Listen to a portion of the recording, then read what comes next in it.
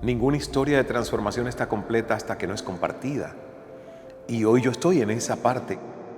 Yo todos los días me digo, Ismael, aprovecha el hoy. Aprovecha el hoy porque te recuerdo, y me hablo a mí, que siempre habrá una tumba esperándote a menos que escojas cremación. Imagínate si eso en esa época hubiese estado potenciado por el cyberbullying o el cyberacoso de las redes sociales. Yo creo que ese Ismael no lo hubiese soportado. Mi salida de Cuba y el golpe o baño de humildad que me sacudió teniendo 29 años y yo haciendo a regañadientes el trabajo de mesero. El ego te defiende porque el ego te hace tener deseos, aspiraciones. Pero el ego tiene que ser domesticado desde un observador consciente y un ser superior. A mis 55 años yo he tenido mi gran quiebre de entender que Ismael ya no tiene nada que probarse a sí mismo.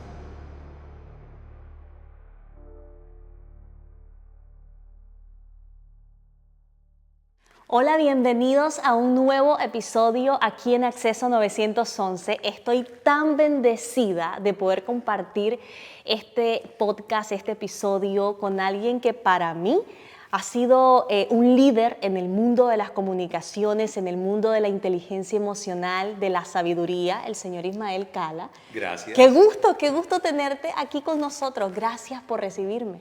Gracias por estar ustedes acá en este espacio, que es mi casa, pero es la casa de muchas personas, porque es una casa centro. Sí. Entonces, bonito tenerte, que seas solo la primera de muchas visitas. No, eso para mí un placer, un privilegio poder compartir con alguien que ama ver crecer a otras personas, y yo creo que es una de las virtudes más grandes que vos tenés. Yo creo que una de tus mayores satisfacciones, y lo noto a través de tus libros, vos trabajás y vivís en realidad para poder ayudar a otros. Sí, sí, porque por muchos años crecí ayudándome a mí mismo. Entonces, ninguna historia de transformación está completa hasta que no es compartida. Y hoy yo estoy en esa parte que es decir, wow, esto es posible, transformarse no es una quimera.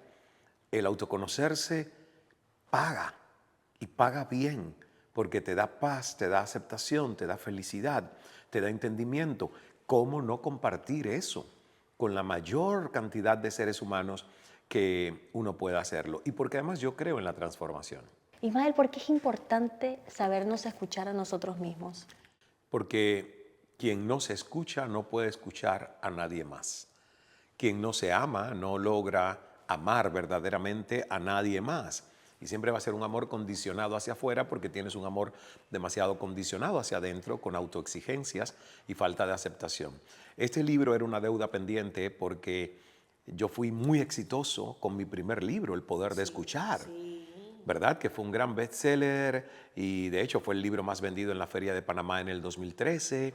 O sea, entonces yo me quedé con muchas dudas y yo dije, cuando yo escribí ese libro, hace ya tantos años que se publicó en el 2013, yo no era el Ismael que soy hoy, que entiende, que investigó con un equipo multidisciplinario que hablar de la escucha es mucho más que lo que entra a través de nuestros oídos, que hay diferentes capas, desde lo evidente que es que escuchamos con la audición hasta lo sutil que es quién está escuchando cuando yo me estoy hablando en mi diálogo privado, en mi diálogo interno, que a veces para muchos seres humanos es el peor de los diálogos.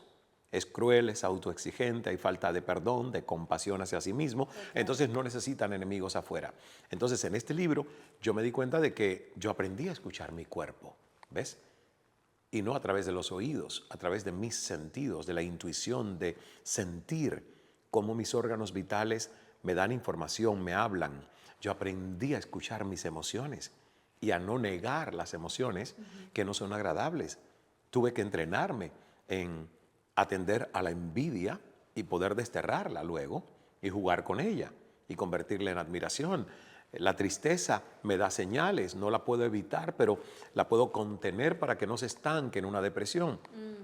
Y hay un capítulo aquí muy interesante que tiene que ver con la intuición, el arte de escuchar nuestra intuición y, obvio, el arte de escucharnos, que es nosotros teniendo una conversación Y esa conversación que se produce hoy de manera simultánea y a veces con mucho ruido a través de las redes sociales, donde todos estamos hablando y pocos escuchando. Totalmente de acuerdo. Y hoy en día es mucho más difícil ese diálogo interno que nosotros tenemos de poder escucharnos a nosotros mismos precisamente por el tema de las redes sociales.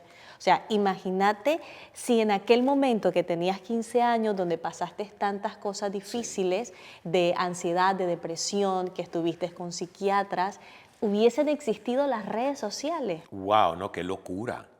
¡Qué locura! Sí, imagínate que mi único episodio donde yo recuerde haber amenazado con quitarme la vida a los 15 años fue un episodio de bullying en el dormitorio de varones de la escuela interna donde yo dormía, que me pusieron heces fecales dentro de mi carpetita para llevar los cuadernos a la escuela e hicieron un círculo de burla. Imagínate si eso en esa época hubiese estado potenciado por el cyberbullying o el cyberacoso de las redes sociales. Yo creo que ese Ismael no lo hubiese soportado. Claro. No lo hubiese soportado porque no tenía las herramientas, que es lo que la educación nos falla. ¿Ves? Nos hablan de matemática, de física, de química, de historia, pero nos dejan huérfanos de sabiduría, de entender el ser, para desde el ser gestionar el hacer y luego tener. Claro. Es la escalerita, ser, hacer, tener. Nos venden el guión social equivocado y por lo tanto un chico de 15 años ya está pensando en cómo hacer dinero para tener algo que el dinero da sin todavía saber quién es por dentro. Totalmente de Es acuerdo. preocupante. Y, o sea, la gente quiere saltarse etapas y es imposible saltarse las etapas. El proceso es necesario. Correcto. Y lamentablemente la educación todavía está gestionada desde un paradigma muy antiguo, un paradigma de reproducción de datos, un paradigma de reproducción de información y no desde donde debería ser, que es autogestiónate, lidérate, conócete a ti mismo, como dijo Sócrates, para que puedas cuidar bien de ti. O en versión centroamericana, para que puedas cuidar bien de vos. Me encanta, me encanta. Viste que conoces a los centroamericanos. Estuviste en Nicaragua varias veces. A mí me encanta lo del vos, ¿eh? Ay, sí, Me encanta lo del sí. vos. Yo no sé, la gente podrá tener, es una parte de identidad cultural, porque Sí. muchas veces la gente viaja a otros países y lo escuchas diciendo tú y pues ok, allá ellos, pero en mi caso yo mantengo mucho mi identidad referente a eso. Hace poco Sí. platicaba con una hondureña, presentadora de televisión, Ana Yurka, y me dice, oíme, extrañaba el voz, extrañaba Es que es el lindo voz. ir a Centroamérica y escuchar el voz. Y a mí Centroamérica me gusta mucho. Yo creo que Centroamérica tiene mucha nobleza. Son pueblos de mucha nobleza. Son pueblos de una transparencia y sencillez en la gente. Y eso yo lo amo, porque los seres humanos son los que hacemos las experiencias de los lugares que visitamos. Bueno, voy a hacer un paréntesis, pero antes del paréntesis, ¿qué te gustó de Nicaragua, Ismael? Mira, yo he tenido la oportunidad, estábamos sacando cuentas, creo que 3 veces de estar en Nicaragua. Han sido viajes cortos o viajes muy llenos de agenda. Yo recuerdo que visité la Fundación Aproquén, ¿verdad? Para los niños quemados, de la señora Vivian, y que tuve 2 conferencias en Managua. A mí lo que más me gustó de Nicaragua es el espíritu de los nicaragüenses. Es lo que te digo, es lo que yo recuerdo. Es mi pueblo. Es tu pueblo y para mí hay mucho cariño, mucho candor, mucha honestidad. Entonces, y además mucha sed. De querer aprender. De querer aprender y de tener esos espacios de autoconocimiento. Porque yo llevé estas conferencias año 14, 15, ¿verdad? Sí, ¿Será por allá? 2013, 2015. ¡Wow! Imagínate, 13 y 15. Ahora está de moda después de la pandemia lo de hablar de ansiedad, salud mental, Es que eso respirar. destapó todo, eso destapó todo. Pero cuando yo iba y que hablaba de estos temas, a mí me sorprendió que las salas estaban llenas. Entonces, eso es lo que yo recuerdo. Claro, había cosas muy bonitas. Por ejemplo, estuve en Huacalito. Ah, lindo. Que me fascinó. Un espectáculo. Un espectáculo. Y hace poco, mi tercer viaje fue conocer la zona de Estelí. Fue bien bonito porque pude estar con docentes, maestros de escuelas primarias. Gracias a la familia Plasencia y la Fundación Plasencia, Fundación Ismael Cala llevó el vuelo de la cometa, que es un programa de inteligencia emocional con comunicación asertiva, liderazgo, y hablamos de mindfulness, meditación, respiración consciente. Llevar eso a los docentes para poder lidiar con la situación de los niños. Sí. Y te digo, fue un viaje hermoso, un viaje muy bonito.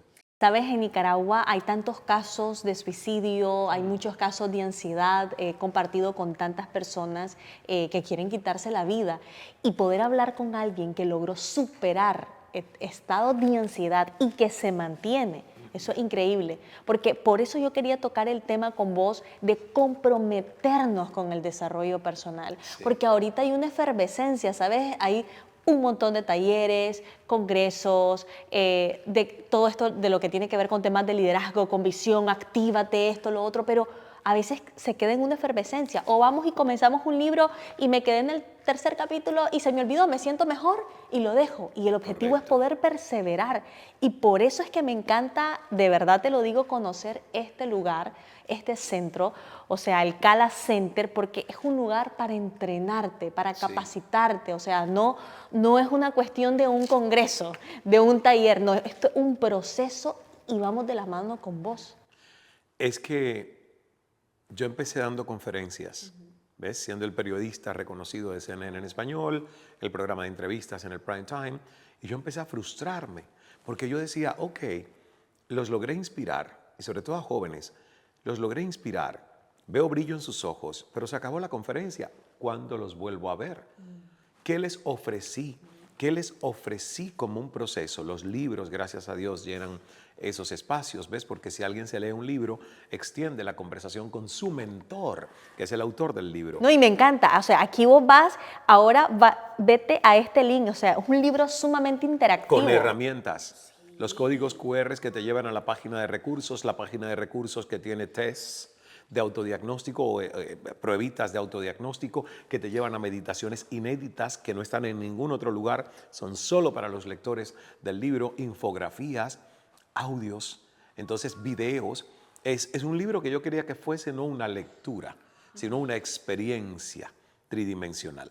Cala, yo te quiero preguntar, ¿cuáles han sido esos 3 momentos de quiebre en tu vida, pero también esos 3 momentos de transformación? Pues el primer momento de quiebre fue a los 15 años, porque realmente fue también un momento de decreto de transformación. ¿Ves? Y yo lo cuento porque si cada vez que lo cuento puedo ayudar a un adolescente, a un papá, a una mamá, a una persona que está todavía presa de su vergüenza, de su culpa, de su estigma por un tema relacionado a salud mental o historias familiares, hay que contarlo. Porque a los 15 años, cuando tú mencionas que ya yo tenía un tratamiento psiquiátrico con antidepresivos y me toca ver a mi padre sin conciencia propia después de haber salido segundos antes de recibir electroshocks, yo tuve que, como adolescente perdido en su cabeza, hacer un decreto y hacer un pedido a Dios: sálvame, que yo haré todo lo posible por salvarme, pero sálvame Jesús, sálvame Dios. Que por cierto, a los 15 ya yo no podía ir a la iglesia, porque desde los 11 en Cuba, como no estaba bien visto la religión, mi madre le pidió a mi abuela que ya no me llevase a la iglesia. Pero yo siempre mantuve a Dios. Y Dios ha sido ese baluarte de fe para transformarme, haciendo yo también mi plan de acción, encontrando mentores, encontrando maestros. Entonces, yo lo que quiero es decirles a las personas que nosotros tenemos que hablar con neutralidad y sin vergüenza de lo que nos pasa en la mente. Entender que es normal tener una mente turbulenta, que es normal que la mente se embasure, y entender que nos toca hacer un trabajo, invertir, ya que la educación formal o institucional no nos lo dio, invertir en entender qué es la mente, cómo funciona, cómo la puedo reprogramar, qué es el cerebro. Por cierto, fue en Centroamérica, en San Salvador, que Miguelito, un niño de 10 años, me dio la respuesta más inteligente, Roxana, cuando yo pregunté, hablando de neurociencias, ¿por qué sería importante conocer nuestro cerebro? Invertir en estudiarlo. Y ese chico, así con sus ojos despiertos, yo tuve que ponerlo de pie porque era demasiada curiosidad. Le dije, ¿quién está a tu lado es tu mamá? Dice, sí. Y le digo, ¿tu mamá te trajo a la conferencia? Dice, no, yo traje a mi mamá. Wow. Y la mamá dijo, él me trajo aquí. Y yo le dije, Miguelito, ¿tú estás entendiendo estos temas que son un poco densos de neurociencias, ondas cerebrales, amígdala cerebral? hemisferios. Me dice, sí, yo lo estoy entendiendo todo. Le digo, ¿por qué tú crees que deberíamos estudiar el cerebro humano? Y él se quedó unos segundos en silencio y dijo, pues yo creo que deberíamos estudiar el cerebro humano porque tenemos uno. ¿Qué te parece? O sea, La respuesta más objetiva, brillante. sí. Simple, profunda, brillante. Si tienes un cerebro y tú no lo estudias, no le puedes sacar provecho. Por lo tanto, tu cerebro quedará con su programación primitiva de tu domesticación, adoctrinamiento, educación, y no te servirá en sus mayores capacidades. Brillante, porque nosotros sí estudiamos mínimamente los aparatitos que compramos para poder sacarles provecho a ellos. Pero no sacamos provecho porque no estudiamos y no investigamos nuestra gran computadora, el ordenador maestro que tenemos, que es el órgano, un órgano cooperante de inteligencia si tú le conoces para poder intervenirlo, limpiarlo, engrasarlo y modificarlo. Y eso hace que luego la mente, que también necesita ser estudiada, abrazada en su positivo y negativo, porque la mente tiene ambas cosas, si tú la conoces, la comprendes y la resuelves. Entonces, de verdad que el tema de la ansiedad es preocupante en el mundo, pero es entendible, porque nos llenaron de conocimientos, pero nos dejaron huérfanos de sabiduría interior. Totalmente. Y en realidad el que ama la sabiduría, el que ama el saber, o sea, en un proverbio dice que la sabiduría es lo que nosotros más debemos de procurar adquirir en la vida, porque es más valioso que todo el oro del mundo. O sea, si no tenés sabiduría, aunque seas rico, de nada nos sirve al final de cuentas. Ahora, me mencionaste un punto de quiebre. ¿Cuáles serían esos otros dos puntos? Ay, cierto, te mencioné el de los 15 años porque fue el primero.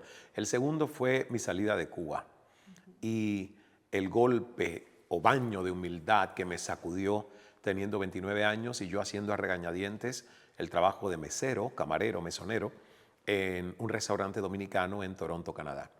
Y esa noche donde me reconoció una señora que visitaba a su hijo en Toronto y ella vivía en Cuba y yo era reconocido en la televisión y la radio de Cuba y ella me ve sirviéndole. Ella no podía creer, es como que tú y yo vayamos a cenar a un restaurante en Miami y Brad Pitt sea quien nos esté sirviendo y tú digas, esto tiene que ser una cámara escondida.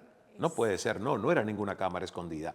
Ese Ismael Cala famoso que ella veía en la televisión de Cuba estaba en un país donde era un desconocido, inmigrante, asilado político, haciendo dignamente lo que en ese momento la vida le presentó de servir. Pero yo lo hacía sin deseo auténtico de servir. Yo lo hacía porque tenía que hacerlo. Yo no lo hacía porque había vocación de servir.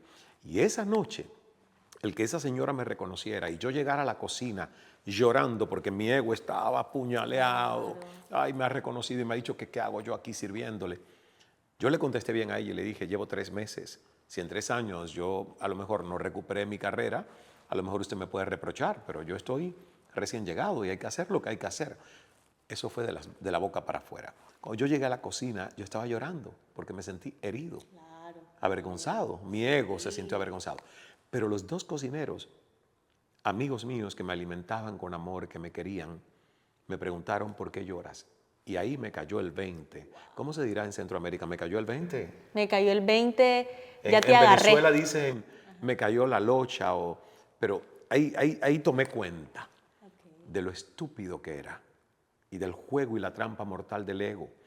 Y yo no pude decirles a ellos, mis 2 humildes amigos cocineros, la verdad, que a lo mejor se están enterando porque viven en Toronto viendo este podcast. Y yo les dije, es que hay una señora aquí afuera a la que estoy sirviendo que llegó de Cuba y me acaba de decir que murió la madre de una de mis grandes amigas. Y ellos me abrazaron y me decían, todo va a estar bien, Ismael. Por pena, Y yo me porque no los sentía- quería hacer sentir mal tampoco. No los quería hacer sentir Exacto. mal a ellos y yo me sentí peor porque les tuve que mentir. Esa noche yo me fui a mi casa y dije, todo esto te pasa porque tú vives desde el ego. El ego es nuestro mayor problema. El ego es el gran desafío del humano, porque el ego es necesario, porque el ego te defiende, porque el ego te hace tener deseos, aspiraciones, pero el ego tiene que ser domesticado desde un observador consciente y un ser superior que trabaja desde el más alto fin hacia el bien mayor y común. Y ese entrenamiento a mí me tocó hacerlo a los 29 años. Entonces fue mi segunda gran toma de conciencia. Y si me preguntas, la tercera fue a los 55, que acaba de pasar. Ahorita. Ahorita. A mis 55 años yo he tenido mi gran quiebre de entender que Ismael ya no tiene nada que probarse a sí mismo. Que Ismael dejó de servirse a sí mismo para empezar verdaderamente a ser un instrumento al servicio de otros. Me encanta. Y ha sido lindo cumplir 55 porque en mis Y cuentas... no pareces, oíme. Pues sí, pero yo lo proclamo. No ¿Ves? Yo los pareces amo, los 55. proclamo, los anuncio. Oh my God, ¿qué comes? Porque vegetariano no sos. Y además tampoco hay Botox. Mira que puedo mover todo. No, yo sí me tengo que poner un poquito. Bueno, yo me pongo, pero lo que te quiero decir, mi Botox estará expirado desde hace meses. Pero ¿qué La última comes? vez. Bueno, con alguien que te enseña tanto de salud como Chopra, por Sí. favor. Vos Yo- sos un discípulo de él. Yo comía muy mal y ahora como mucho mejor. No soy un ser extremista. A mí me gusta el dulce porque crecí con un paladar dulce de mi abuela hacerme mermeladas, Ay, qué rico. cascos de guayaba en almíbar, esos dulces típicos caseros. Entonces, yo no me quiero quitar eso por el resto de mi vida. Yo no soy una persona que es un extremista de decir, no como azúcar. No puedo ser hipócrita. Yo como azúcar, pero de forma restringida, regulada. Mucho menos de lo que comía antes. De hecho, yo era de los que no compartía un postre, Roxana. Y ahora te digo, ¿quieres de mi postre? Compartamos la culpa y el azúcar y el gusto de Ya, comerlo juntos. por lo menos son 50 y 50, ya no nos sentimos tan correcto. culpables al 100%. Y así me siento mejor y digo, mira, le he dado a Roxana de un dulce, ha comido, entonces, pero la verdad porque aprendí a compartir. Y sí me alimento muy bien, creo que tiene mucho que ver también con el sentido de propósito. Cuando tú tienes un sentido de propósito y una misión que te rebasa a ti, hay una energía que tú no sabes de dónde llega.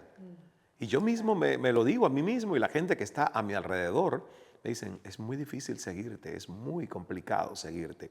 Y yo le digo, bueno, pues tomen ustedes un descanso, altérnense porque yo sigo. Te pasa como las de Jesús cuando les decía a los discípulos, bueno, ni modo, hay que continuar. Hay que continuar porque tengo una frase que creo que es la primera vez que la voy a decir en una conversación así de podcast o entrevista. Ya la he dicho en mis cursos, es reciente. Yo todos los días me digo, Ismael, aprovecha el hoy. Aprovecha el hoy porque te recuerdo, y me hablo a mí, que siempre habrá una tumba esperándote a menos que escojas cremación. Total. Todos los días yo abro los ojos queriendo vivir 137 años, pero no queriendo saber cuál es el verdadero final, porque no me interesa, pero sí aprovechando el hoy. ¿Ves? Este es el momento donde yo estoy presente, teniéndoles a ustedes aquí, en casa, en el Cala Center. Lo que sigue después es una anticipación. ¿Y yo para qué voy a ir allí si todavía estoy aquí, disfrutando este momento? Y ese es un desafío de la mente humana, el sostener en el centro el péndulo de los tiempos, pasado, presente, futuro, que es la mente humana. Sostenerlo en este, que es el tiempo real, es un gran desafío que toma entrenamiento. Vos has viajado a muchísimos países, entre ellos la India, Sí. que estoy seguro que te transformó 16 la vida por veces a India. completo. ¿Qué fue lo más impactante de conocer a Chopra, que ha sido como ese mentor, ese guía en la parte Sí. espiritual en tu vida? Yo digo que no hay coincidencias. Yo tenía que conocer a Chopra cuando ya yo estaba listo para poder ser su discípulo. Me encanta. Porque ya yo lo leía hacía años, ya yo veía sus videos, ya yo hacía sus meditaciones con Oprah Winfrey en inglés. Y gracias a que yo lo conocía, lo seguía, le estudiaba, es que cuando lo pude físicamente conocer, compartiendo el escenario en Valencia, Venezuela, en Cumbre del Éxito, le pude proponer añadirle valor a su mensaje, su misión y su comunidad.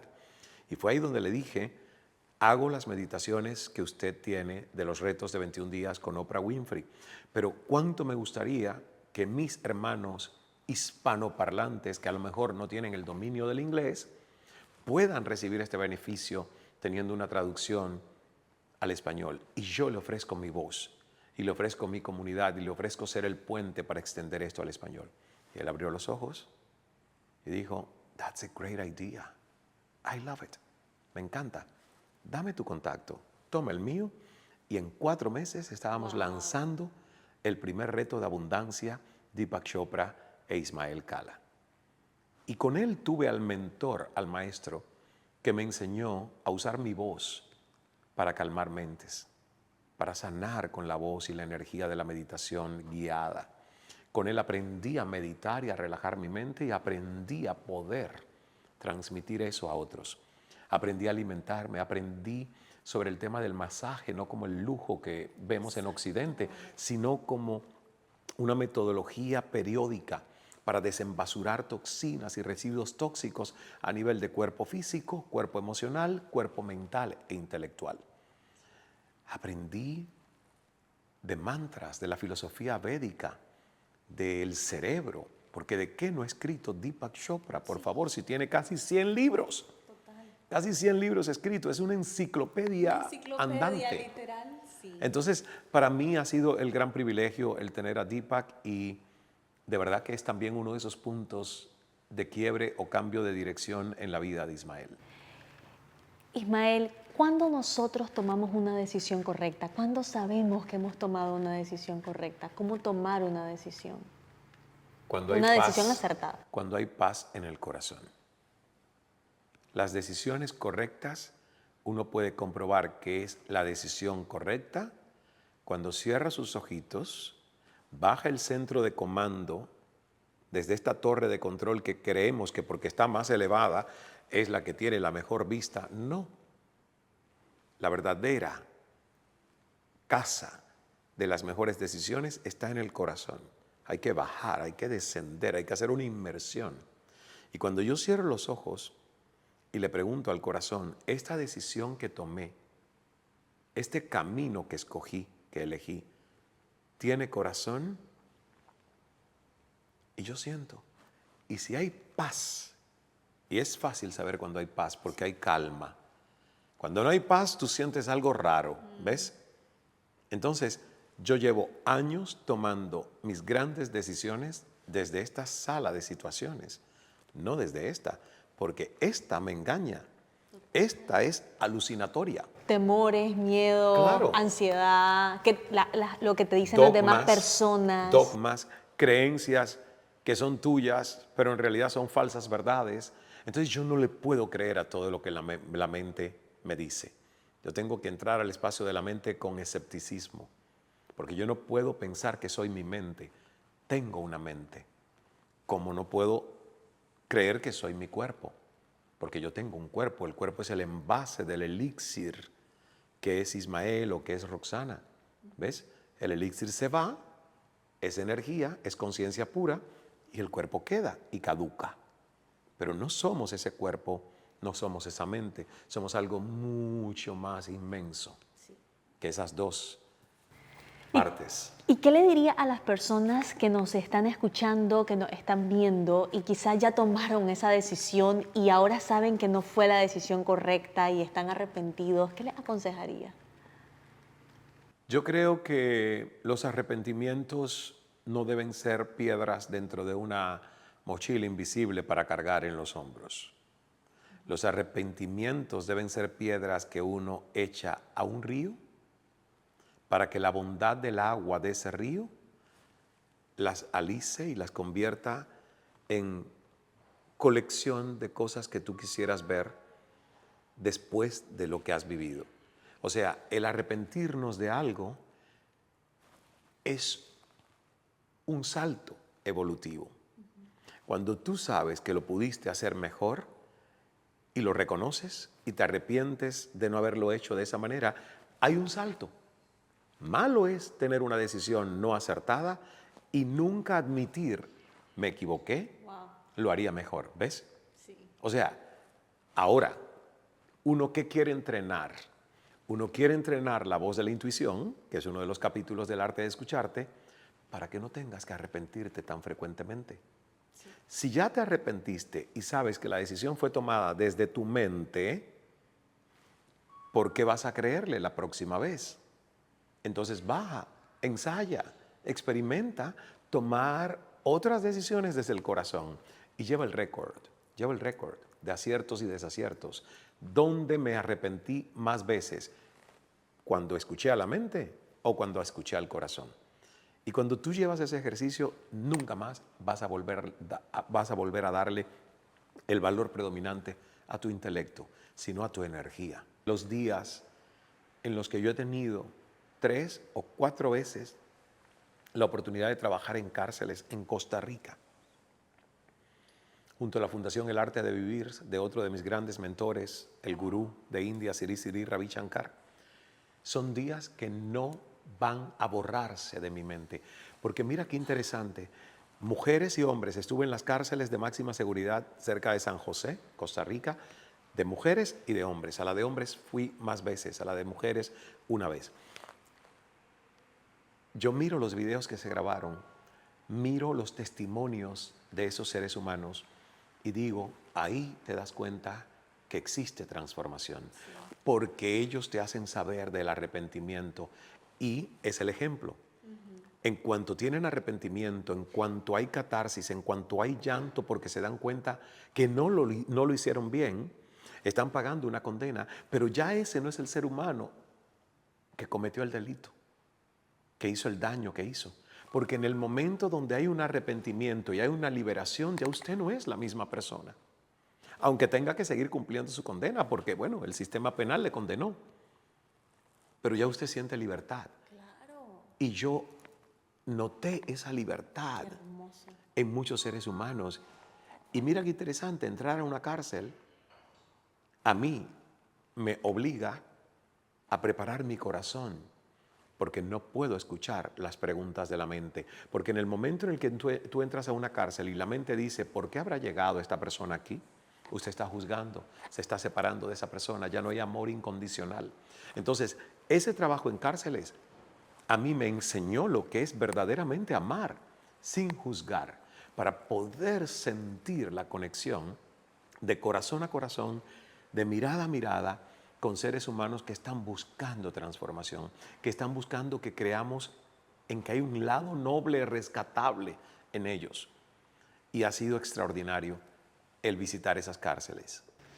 Bueno, Ismael, te quiero agradecer. Quisiera seguir platicando más, pero Yo ya me también, están haciendo porque señas. es una conversación maravillosa que será Sí. solo la primera. Será solo ¿Ok? la Pinky Promise, como dicen mis Pinky sobrinos. Promise, porque ya me dijiste que nuestra querida Luz María Doria, Sí. que gracias Luzma porque nos has Gracias. traído a Roxana acá y ya me dijiste que has hecho varias conversaciones en los años con Luzma. Entonces esta es la primera de muchas, Roxana. Esta es la primera Puertas de muchas. abiertas para ti en esta Amén. que es tu casa. Amén. Recibo eso. Gracias y gracias por darles tanto conocimiento a tantas personas. Te quiero agradecer profundamente como el corazón de Centroamérica, ¿sabes? Quiero que mire en mí a los centroamericanos y te quiero agradecer por toda la bendición que nos permitís absorber, por todo el tiempo que has dado, ¿sabes? Me conmuevo porque tu llamado en este mundo es maravilloso. O sea, salgo conmovida de aquí. Gracias. Gracias. Ha sido un Gracias. placer tenerte aquí. Me encanta que seas una comunicadora y una periodista que se ha lanzado a hacer contrapeso a tantas malas noticias que alteran la psiquis del ser humano y que tú te dediques a llevar luz, a hacer historias que aporten valor, a generar conversaciones que puedan transformar mentes, corazones y almas. Que Dios te bendiga. Esta es tu casa y aquí tienes un amigo.